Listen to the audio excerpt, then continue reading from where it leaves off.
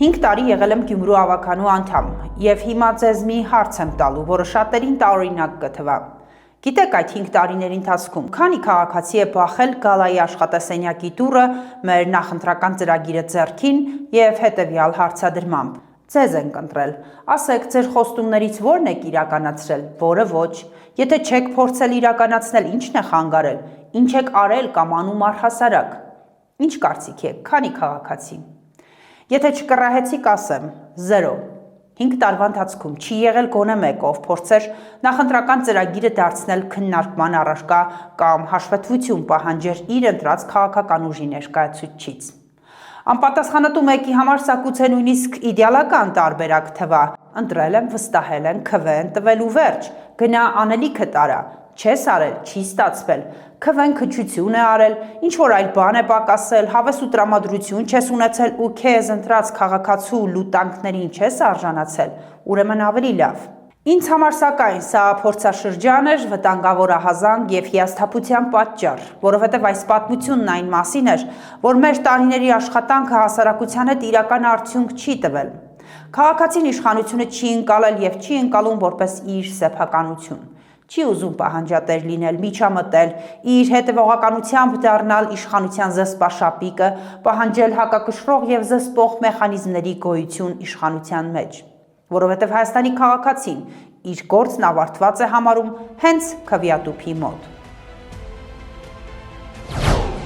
Իսկ թե հետո ինչ է տեղ ունենում, ինչպես են վարվում այդ քվեի հետ, ինչպես է կառավարվում իր երկիրը, դա այլևս անկարևոր մի հարց է։ Մի տհաճ դրվագ էլ պատմեմ, երբ Ռոբերտ Քոչարյանի, Սերժ Սարգսյանի պաշտոնավարման տարիներին տեղամասերում կռիվ էինք տալիս թաղային խուժանի հետ, դրսում փոխբաժանողների, փորձում էինք խափանել եւ իրապես խափանում էինք ընտրակեղծիքի մի ամբողջ սխեմա ու տեխնոլոգիա, մարդկանց մի խումբ ակնհայտ վատ էր վերաբերվում։ Խուժանի հետ միասին, խուժանի հետ կոալիցված, մեր դեմ էր պայքարում ու լուտանքներ տալիս, թե 5-10 հազար դրամ փող էինք պոկելու, եկաք հարամեցիք, ձեր պատճառով զրկվեցինք դրանից էլ։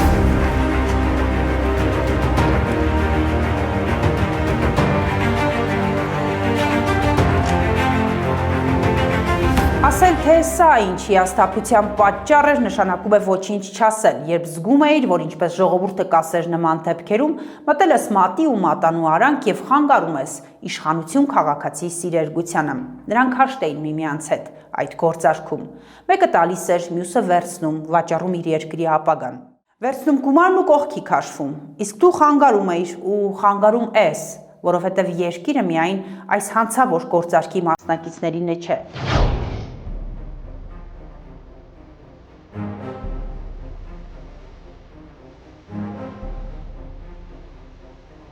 2018-ին էլ Հայաստանի քաղաքացին ՔՊ խմբակին տվեց քվե կամ իշխանություն, իսկ ես կհավելեմ, ասես անվերադարձ, առանց ետ նայելու, առանց պատասխանատվություն պահանջելու, տվեց Հայաստան, տվեց Արցախ, տվեց իր զավակներին, տվեց երկիրն իր ռեսուրսներով, տվեց երկիրն իր արտաքին հեղինակությամբ, վարկանիշով, այս ամենը ըստ քմահաճույքի տնօրինելու իշխանություն տվեց։ Տվեց ու էլի կողքի քաշվեց, սկսեց հեռվից, հարևանցի, դիտորդի պես նայել, թե ինչ է տեղ ունենում, առանց միջամտության, առանց հիշեցումների, առանց պահանջատիրության, անտարբեր ու անհաղորդ։ Բայց այդ քվեն, այդ հանձնված հույսը, ինչպես եւ սպասելի էր, դարձավ իշխանության գործիքը, առանց որևէ պարտավորության զգացողության։ Քաղաքացին Փաշինյանից չպահանջեց հաշվետվություն, խոստումների իրականացում, թույլատրեց երկիրը կառավարվի անկազմակերպ ու փնթի, ըստ քմահաճույքի։ Այդ փնթի կառավարման ականատեսն ենք դառնում ամենուր։ Հայրենիքի կորուստ, զավակների կորուստ, նահատակված զավակների նկատմամբ ահա այսպիսի վերաբերմունք։ Եթե կանգնենք միայն այս կադրի վրա,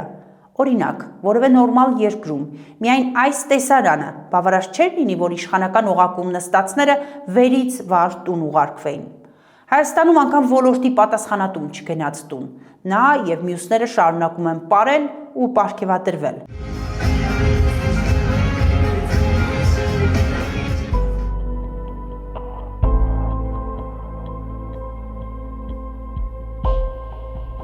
Հայաստանի կորուստների, նվաստացումների համար որևէ մեկը չպատժվեց, իսկ վայրեջքը շարունակվում է։ Աշխարհաքաղաքական խաղացողները շարունակում են կռվել, իրենց փայը Հայաստանից պոկելու, իրենց դերակատարությունը տարածաշրջանում ու միայն Հայաստանի հաշվին ամրապնդելու համար։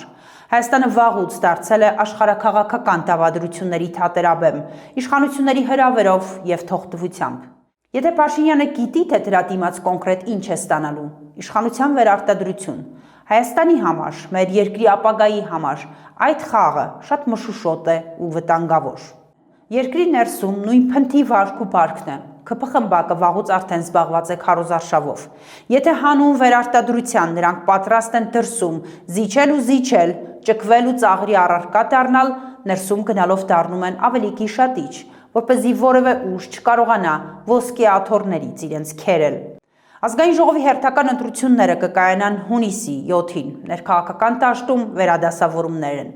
Հասարակական քաղաքական քննարկումներում ամենահաճախ հնչող հարցերից մեկն այսօր սա է. հնարավոր է արդյոք ընտրությունների միջոցով հեռացնել Փաշինյանին իշխանությունից եւ ընդդիմադիրների ինչպիսի դասավորվածության դեպքում կարելի է ՔՊ-ին զրկել իշխանական աթոռներից։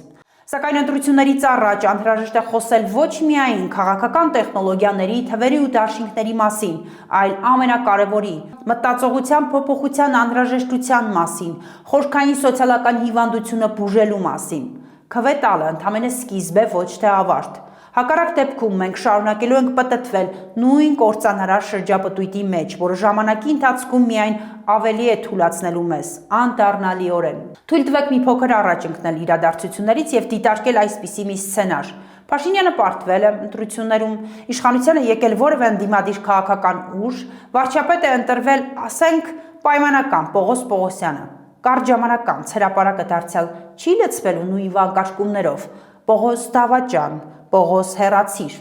լցվելու է, սա կարելի ասել արդեն հիմա առանց զգուշակության։